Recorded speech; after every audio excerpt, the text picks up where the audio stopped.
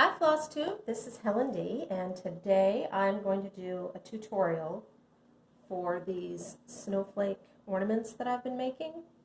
We'll do one start to finish to show you how I do that.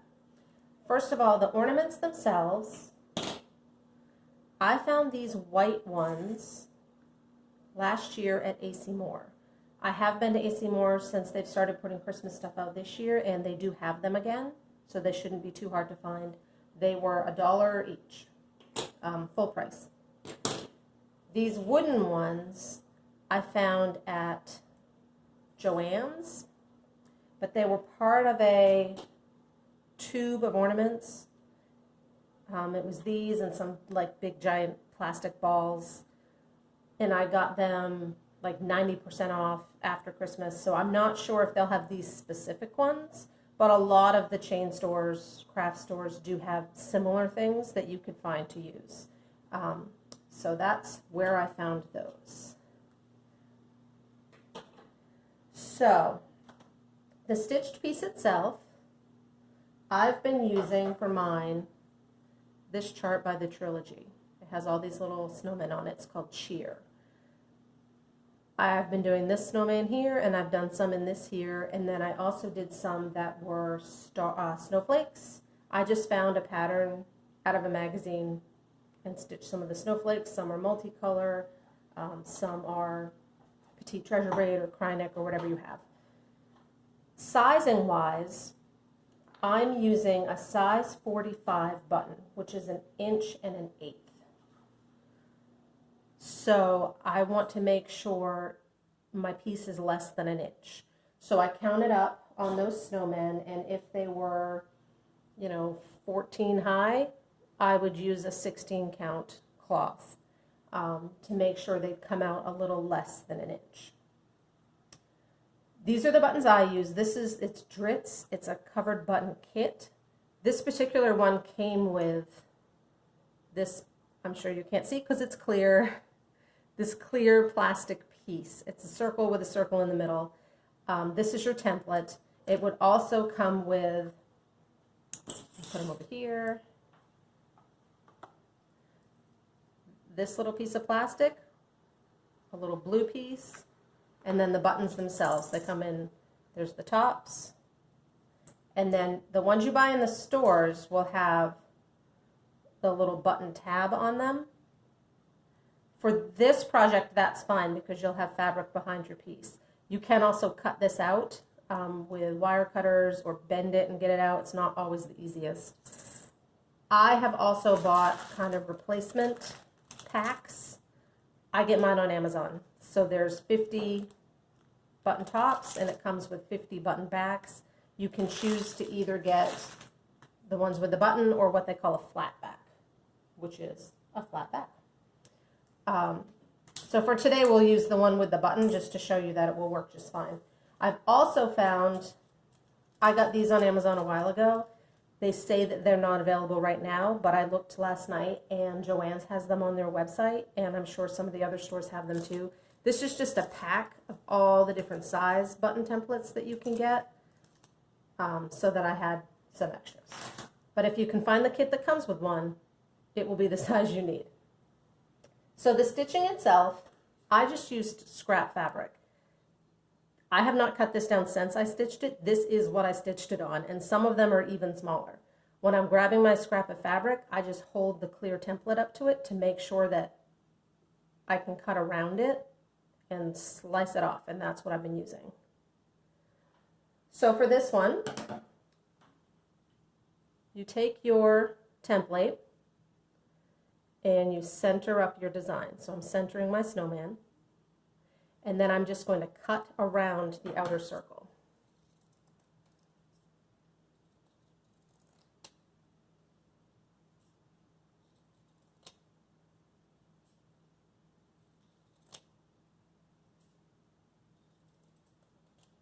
I'll throw those scraps aside. So now we have a little circle. So you take your clear piece, you're putting your piece in there upside down and kind of look from the bottom to center it. And they'll move a little as you jam the top on, so you have to kind of keep an eye on it. So you take the button part and it slaps down in there on top of it. And as you're pushing it on, you just kind of keep an eye out on your stitch piece to make sure it's still where you want it. And if it's not, just pop it out and try again. Like that one is completely crooked, so I'll just pop it out and kind of tweak it a little more.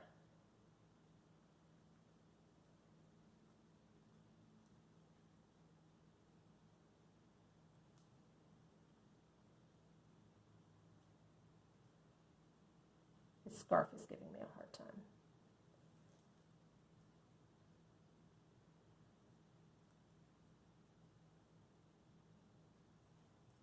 There we go. So he's in there where I'm happy. He's all the way jammed down in there, centered. So then you flip it over. You've got all these extra bits. You just kind of tuck those down in there.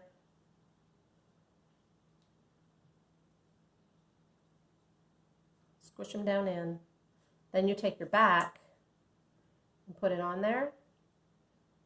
And then this blue piece goes over the top, and you use this to push it down in. Now, if you're using regular fabric, like quilting fabric, you could do this by hand, no problem.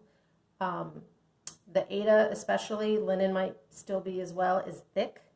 So I have a hard time pushing that with my thumb. So I just wear a shoe, and I will step on it right on the floor. So hold on.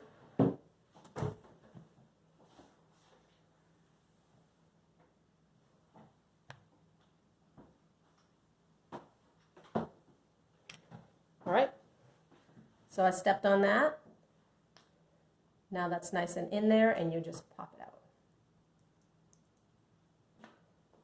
So that piece is all ready to go. So I'll put 4 together once we get going, so those are ready. Now the fabric that I had under it, I just kind of made a little ruffle. I cut a piece of fabric 10 inches by 3/4.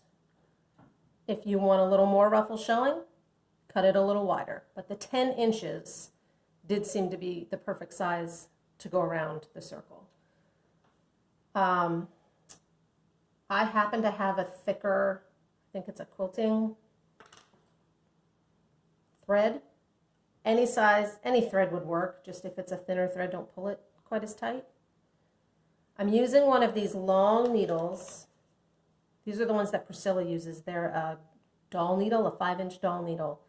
She has these on her Amazon shop, which is where I got mine, so I will put that link below. I'll also put links to the covered buttons. I'll put a link to the template if you need that, so that you can find them. So I kind of just start at one end. I like to start down on my fabric from the top side. And then I just kind of zigzag. I'm maybe 1/8 of an inch. I'm not being all that careful. I'm just kind of pulling this up all the way.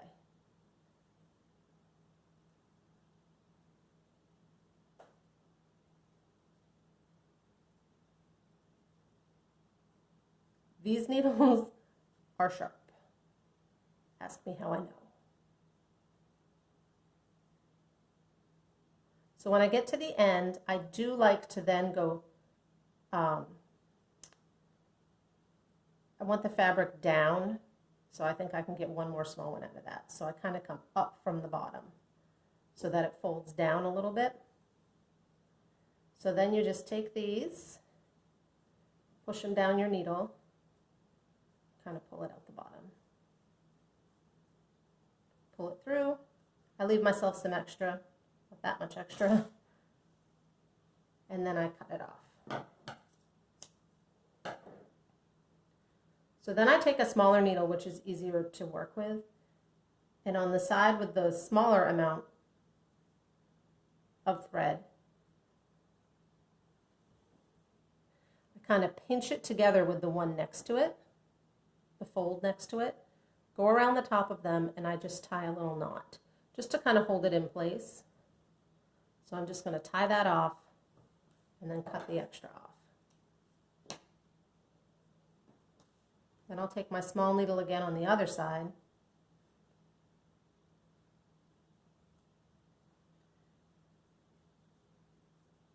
These can be a little finicky. So you kind of pull it tight together.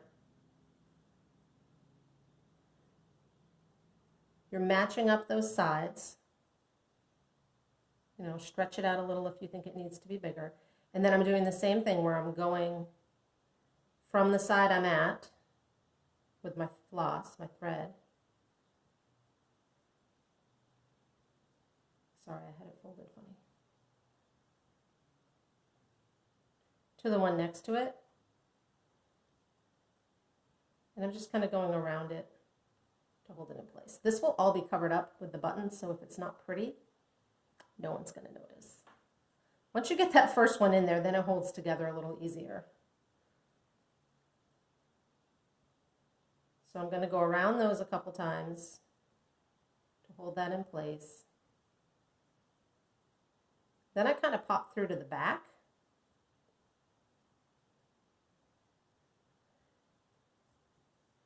And I just kind of, it's not really lacing.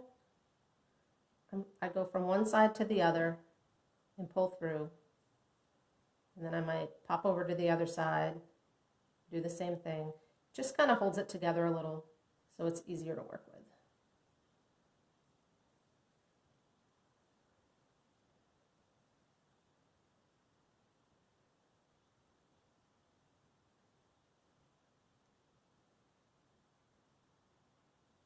And then when I have that how I want it, or I've run out of thread, whichever comes first, I tie another little knot and cut it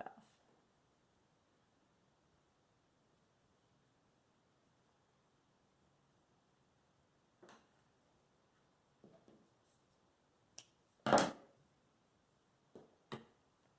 So there's our circle. This one's not fantastic, but we can work with it.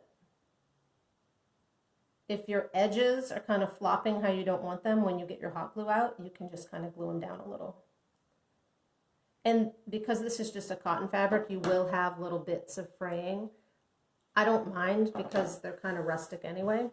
If you used a homespun or something, you could get the fraying more even. So there's my 4. So now we just need to glue, which is the easy part. So first of all, I glue my buttons to my fabrics. I've been using the red on these guys and the blue on the snowflakes. So I just take one of these. I might kind of put my button roughly in the center and pull it this way and that and kind of shape it up how I want it. My hot glue, I slap a bunch on the back.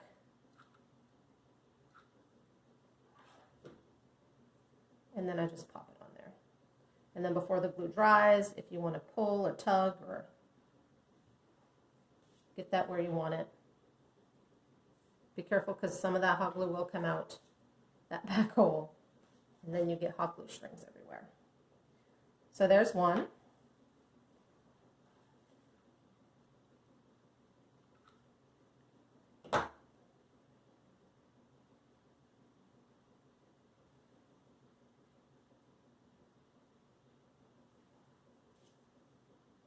There's 2. Here's the one with the button. Again, that's not a problem because it's going to kind of tuck right in the middle of the fabric.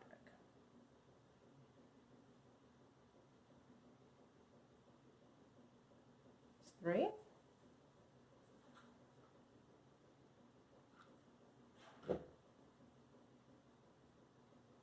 There's 4. So there's our little fabric buttons. Now for the wood itself, when I'm gluing them on there, I have been using the E6000 because the hot glue doesn't always stick.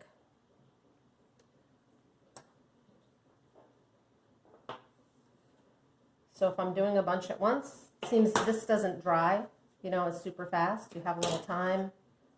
I get them on the side I want them. If some are like darker on one side, kind of figure out where I want it. And then I've been taking my E6000, which mine kind of glues itself shut, so I have to use my pliers. And I'm going to put a dab, kind of a bunch of dabs in the centers of all of them. And then close it up, and then we'll stick them on.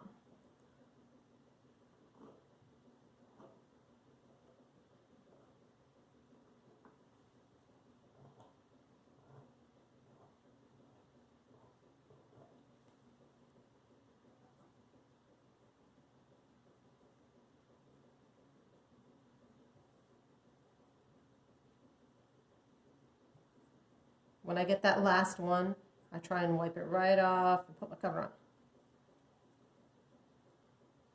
on. But regardless, it will still stick next time I go to use it. So these are on. Then you just take your button, try and line it up so that it's straight with the top, and set it on there.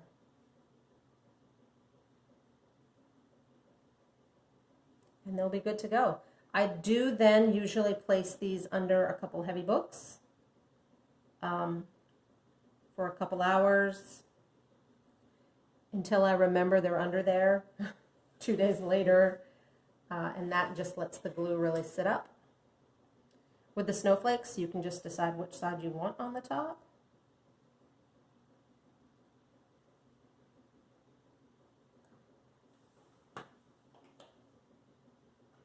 And that's that. So they're really not that difficult.